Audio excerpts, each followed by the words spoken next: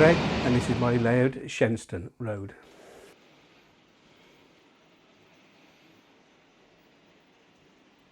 The layout is based on Western region in the Midlands. I was born in Birmingham, so that's the area that I was quite interested in. The station area is based on the track layout of Hereford up to the early 70s. There's a small holding sidings, which I usually have a couple of locos on there and a small carriage and wagon pad.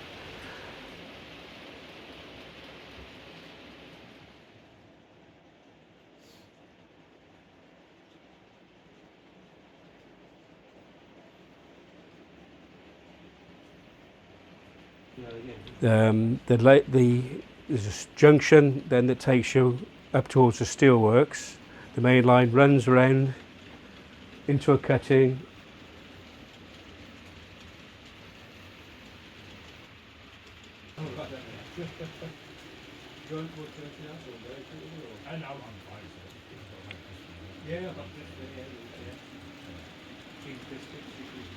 And back out and down towards the tunnel with two passing loops. Above the retaining wall is the exchange sidings for the steelworks, and the steelworks heavy end is then portrayed at the far end where the main line then disappears into a tunnel.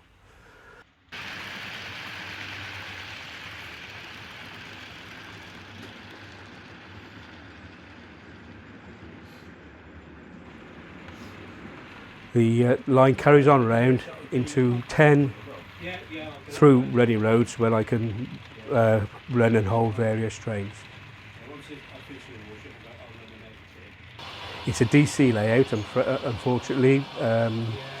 It was started almost 20 years ago, before DCC was ever thought of. So the amount of stock that I've got, I doubt very much whether I'll ever get to run it as a DCC, as much as I like the sound on some of the locos. I picked the M gauge because the track in the Pico track, unfortunately, didn't quite do it for me. The sleeper spacing was all wrong. I like to go to the detail, the fine detail with the locos, the wagons and coaching stock. And I didn't really want to cut short with running on narrow gauge track, so I plumbed for EM gauge rather than P4 because I could see how complicated the model was going to be, and I didn't want to be despondent with poor running on P4. I didn't think I had the skills to run anything as fine scale as that, but the looks with EM actually do it for me. I just had the K-Woods come yesterday and I just did it last night. I'm a career railwayman. I've worked on the railway for 43 years, but I've been interested in railway since I was about 6 years old, and the golden age for me was when I was in my very early teens, pre-tops, proper numbers on the locos, not telephone numbers. Everything actually meant something to me, so I've tried to portray that as much as I've enjoyed working on the railway. The real golden age was before I actually started on the railway. That was when the magic happened.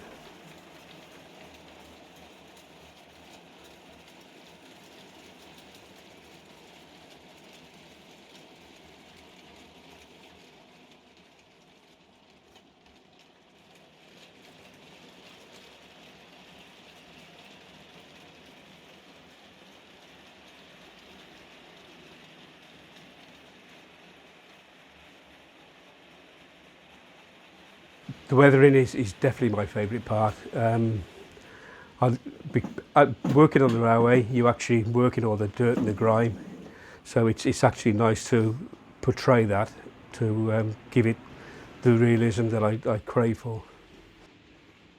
The steelworks, I'm quite proud of that. There's obviously bits and pieces that I could do better on. There's other bits that I think I might have got somewhere near, got it right. But that's the beauty of this hobby. You're constantly learning new skills, talk to people with different ideas. But yeah, I think probably the heavy end is I'm quite pleased with that.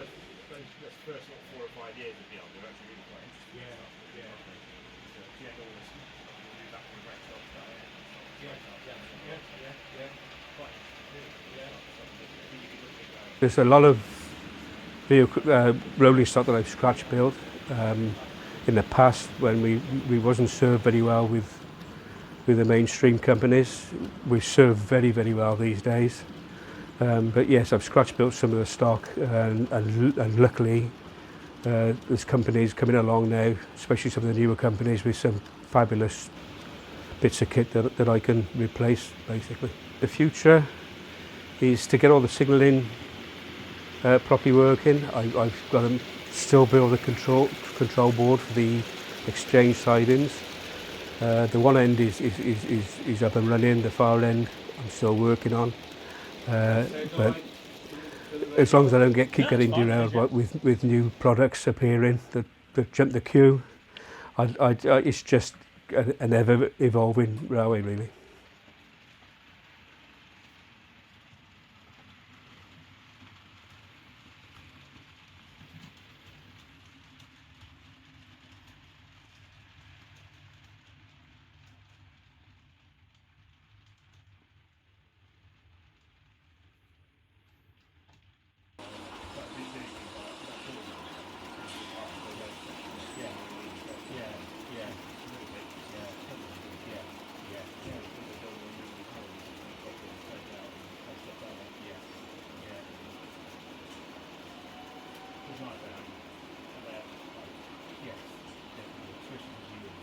As I say, once you sat on them chairs, you are down, you can actually comfortably get down, to a decent view of it.